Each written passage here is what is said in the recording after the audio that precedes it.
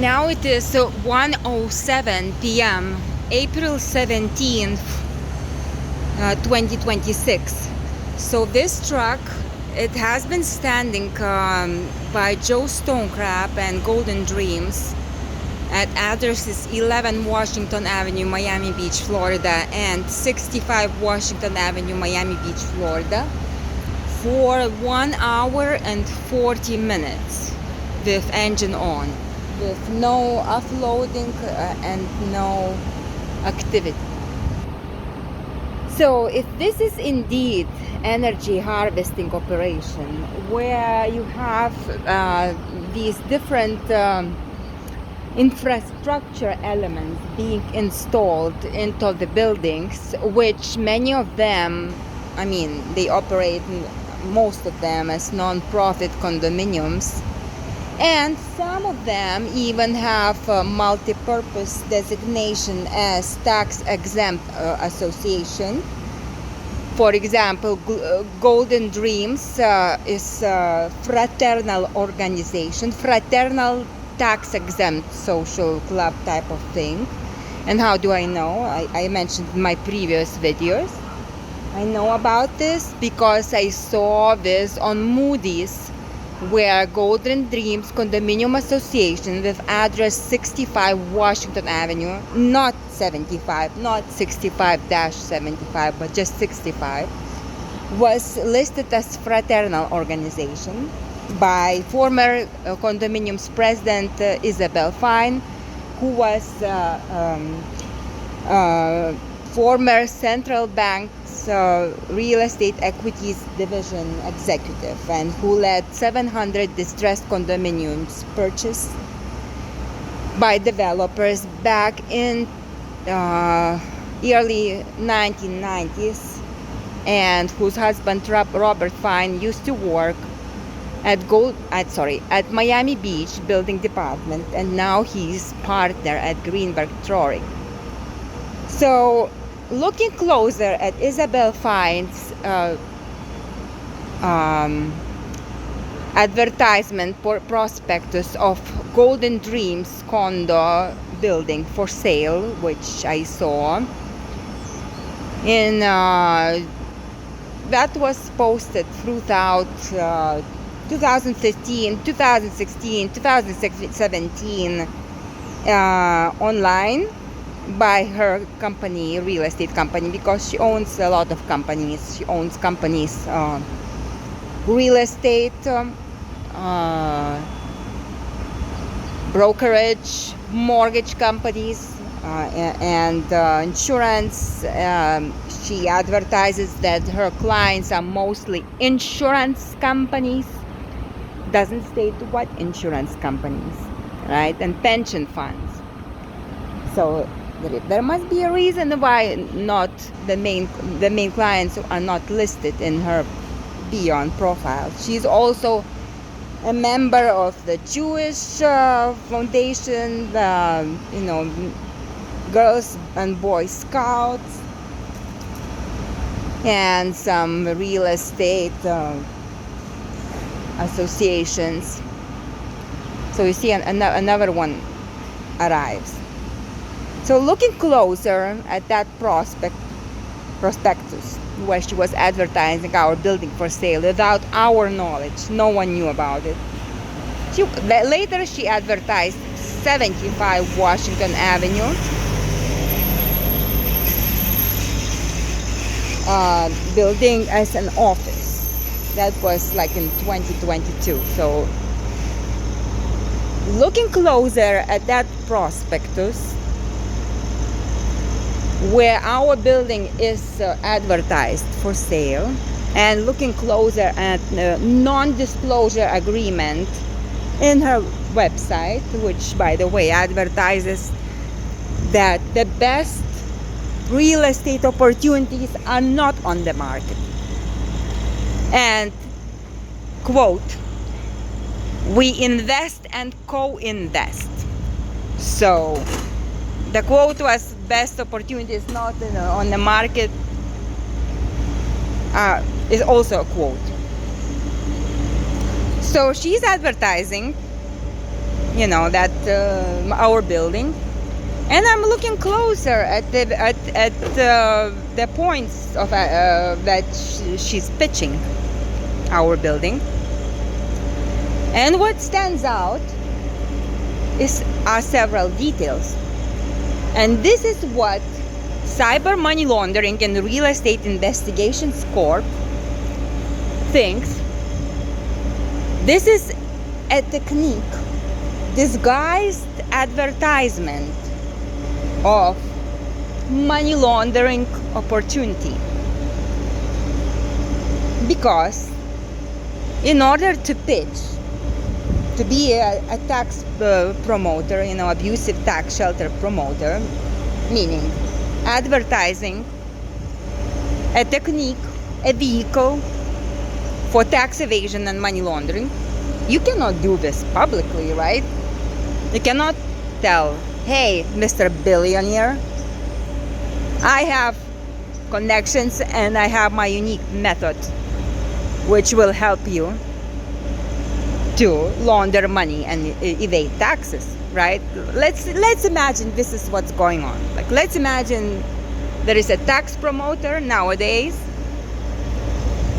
who has very good connections, who has built those connections and portfolio of clients throughout 3-4 decades, who has real estate developers, city management leadership under their wing, meaning people who will close their eyes to the crime. Okay, so now we're gonna track this one. 115. So let's imagine a tax promoter like that. They will not gonna advertise, saying, hey, I know how to help you to launder money, your billions. They're gonna do it in a secret way. So, what do we see in that prospectus, coming back to Cyber Money Laundering and Real Estate Investigations Corp hypothesis?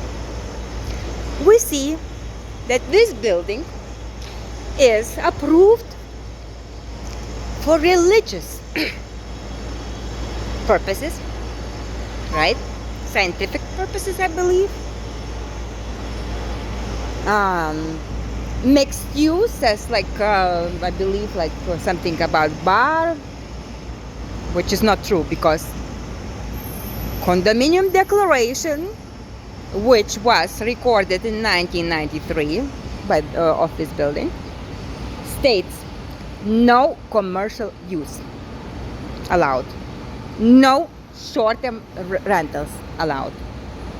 But in Isabel Fine's prospectus, what you see, that this building is allowed for, I believe charitable as well, scientific, religious, purposes, mixed use, bar,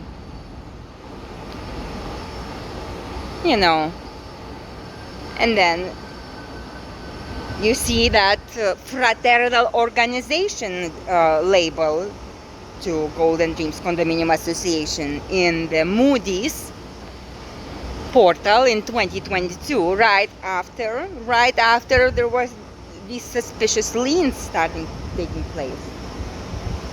Because ever after private equity funds, Stone Point Capital and Inside Partners took over,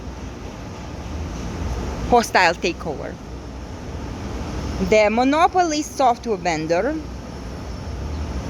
CoreLogic Totality, aka Totality.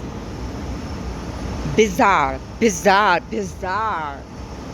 events started taking place in Miami Beach.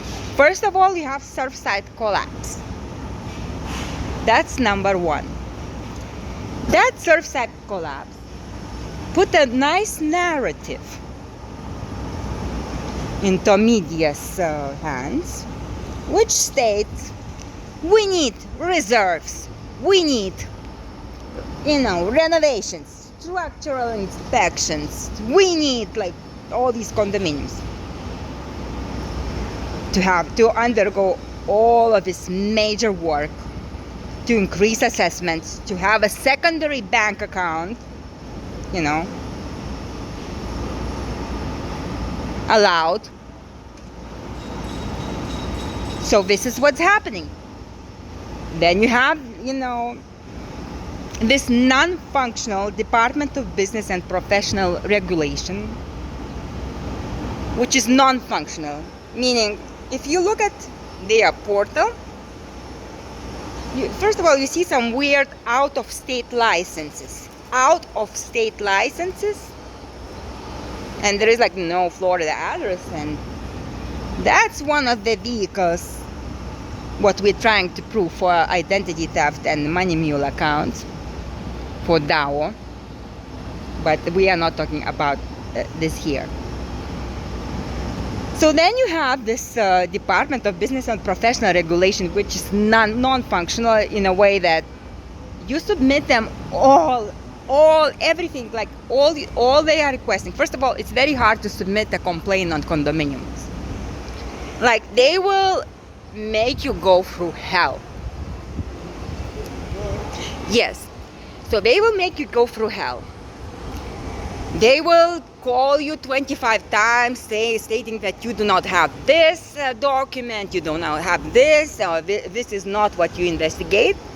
But who knows me at this point? They know that I'm not going to give up. At this point, we are working to the pitch to the president, okay? Because this needs to stop. And Trump's cyber order is what is needed, and that's why we come in. So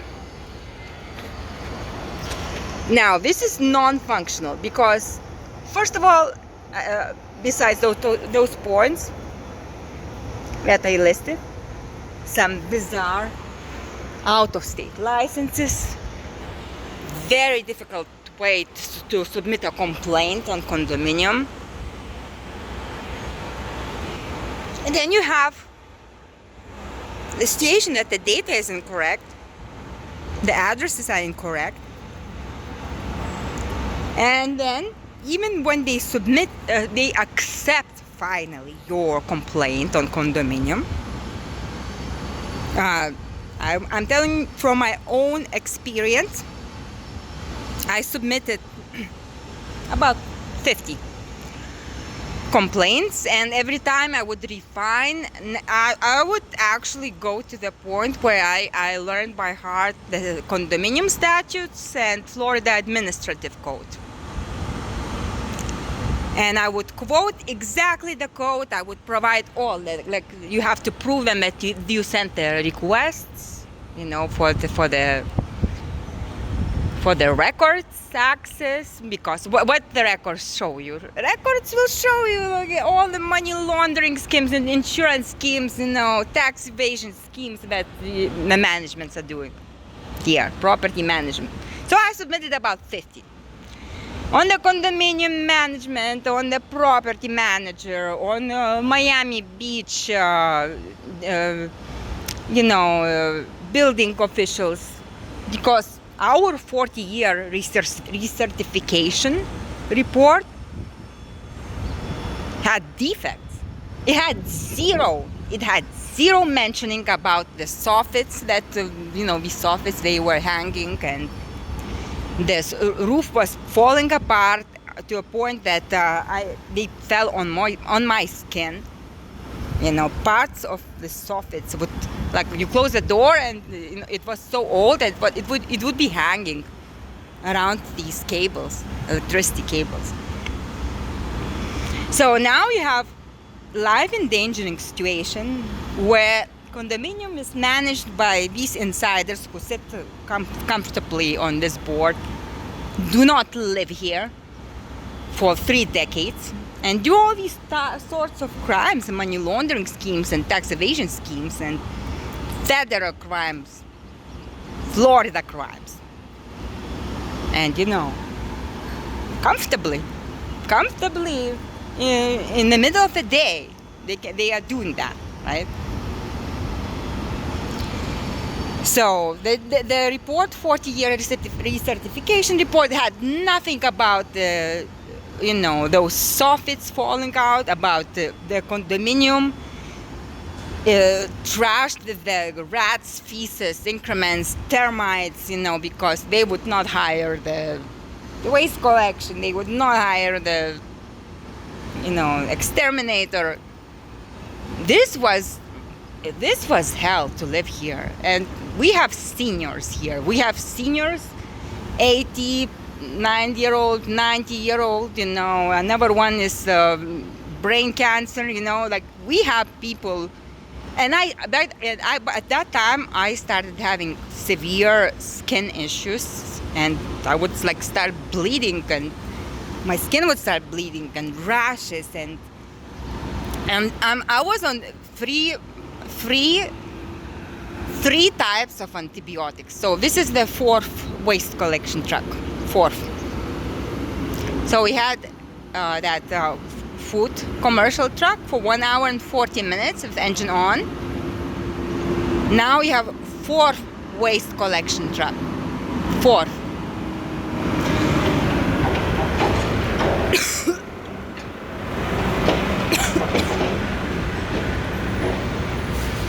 So I was on 3 types of antibiotics for a year, and they could not tell. The doctors, they would be like, we don't know, maybe it's from the COVID shot. We don't know what to tell you. All these sorts of lotions, I'm having 3 types of antibiotics for a year. My body was completely worn out.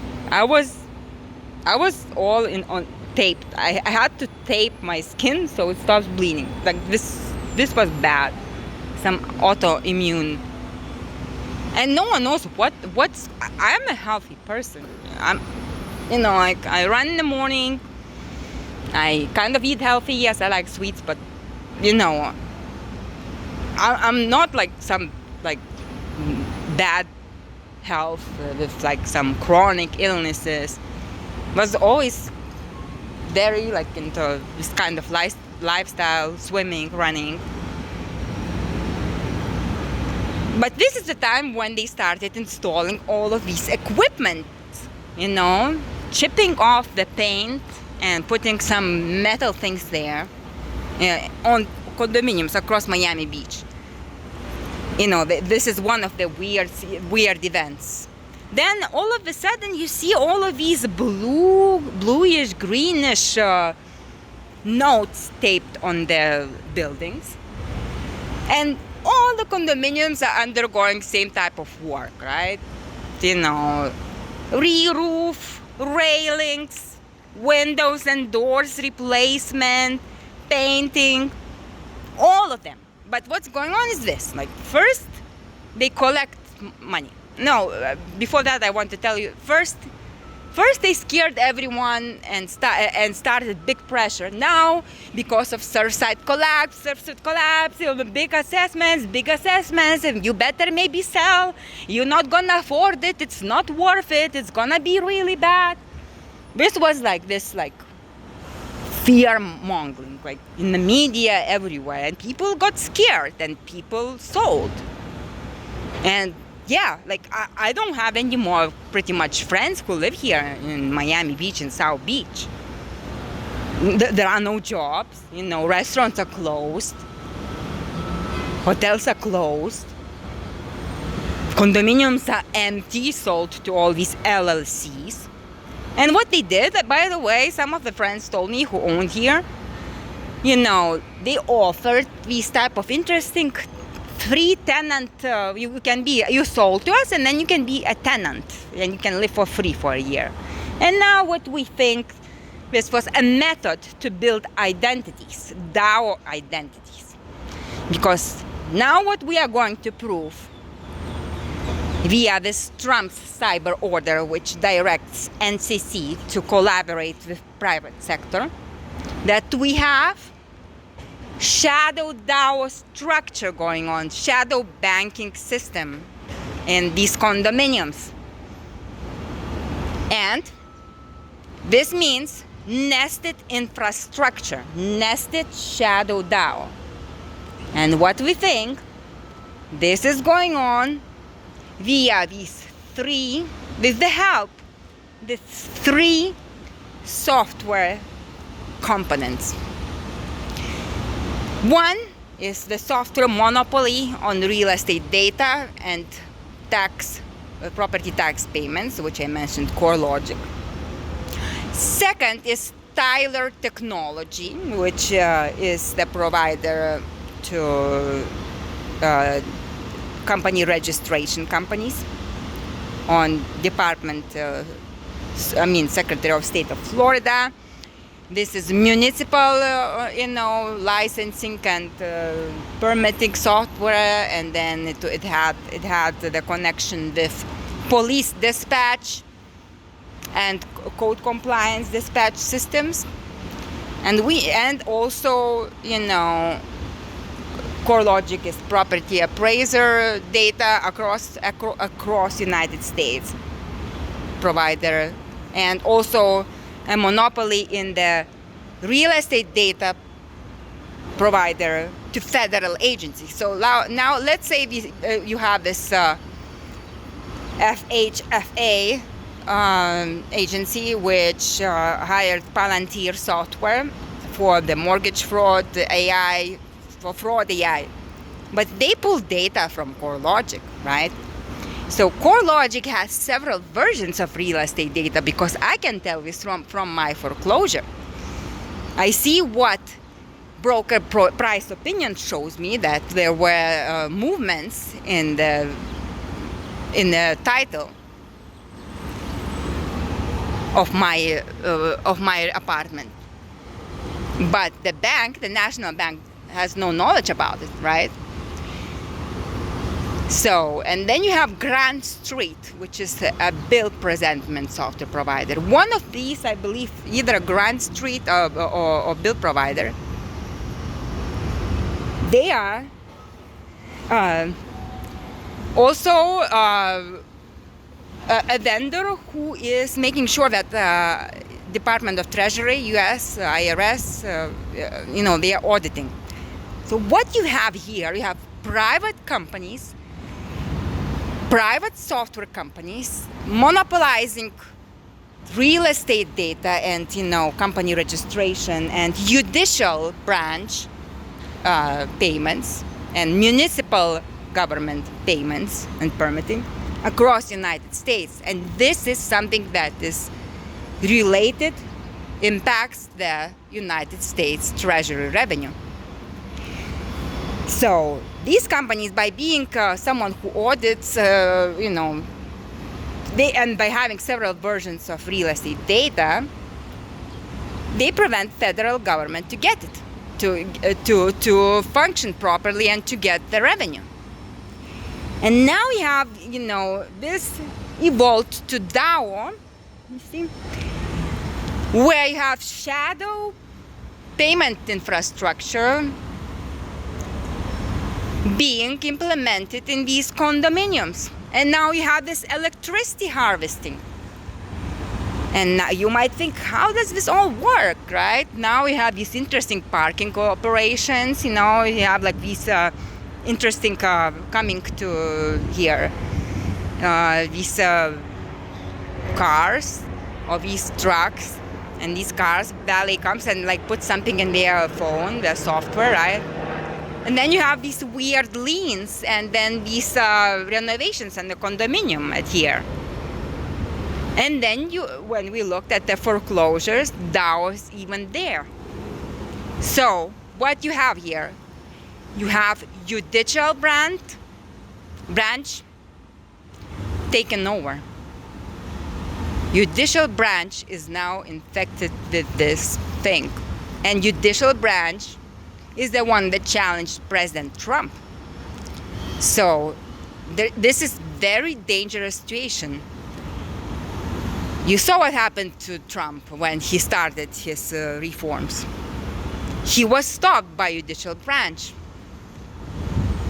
This is something to think about. If, as I showed to judicial branch and to regulators, which is part of executive branch, that the land records of Miami-Dade were replaced. So now you have very dangerous situation where there is an integrated cyber capture that includes land records and judicial branch.